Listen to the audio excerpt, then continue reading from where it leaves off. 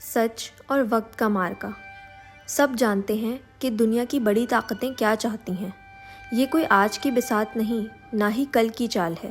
یہ برسوں سے بچھائی جانے والی شطرنج ہے، جس کے مہرے وقت کے ساتھ آگے بڑھائے جاتے رہے ہیں۔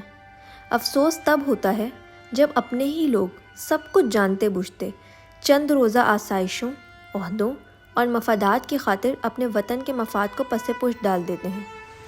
تاریخ گواہ ہے کہ قومیں بیرونی سازشوں سے کم اور اندرونی کمزوریوں سے زیادہ نقصان اٹھاتی ہیں۔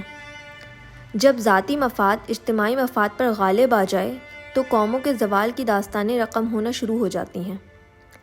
آج بھی ایک ایسی ہی کشمکش جاری ہے، جس میں سچ اور طاقت، اصول اور مفاد، حق اور باطل آمنے سامنے کھڑے دکھائی دیتے ہیں۔ ایک طرف وہ لوگ ہیں جو اپنے موقف کو ملک کی بقا اور خود مختاری کی جنگ قرار دیتے ہیں، اور دوسری طرف وہ قوتیں ہیں جو اپنے اپنے مفادات کے تحت مختلف سمتوں میں کھینچ رہے ہیں۔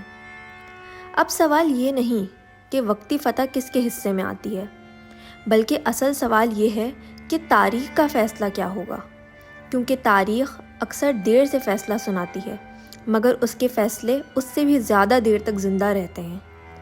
اور اگر کسی معاشرے میں ظلم، ناانصافی، منافقت اور بے حسی عام ہو جائے تو پھر صرف حکمران ہی نہیں، پورا سماج اپنے اعمال کا بوجھ اٹھاتا ہے۔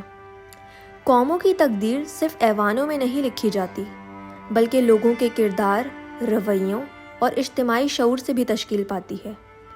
اس لیے شاید ہمیں دوسروں کے احتساب سے پہلے اپنے گریبان میں بھی جھانکنا ہوگا، کیونکہ جب قومیں خود کو بدلنے کا ارادہ کر لیں تو تاریخ کا دھارا بدل جاتا ہے، اور جب وہ اپنی ذمہ داریوں سے غافل ہو جائیں تو پھر شکوے بہت رہ جاتے ہیں، مگر راستے بہت کم۔ وقت گواہ رہے گا کہ سچ اگر سچ ہے تو اسے دبایا جا سکتا ہے، مٹایا نہیں جا سکتا۔ البتہ سچ کی فتح کے لیے صرف ایک لیڈر نہیں، ایک بیدار قوم بھی درکار ہوتی ہے۔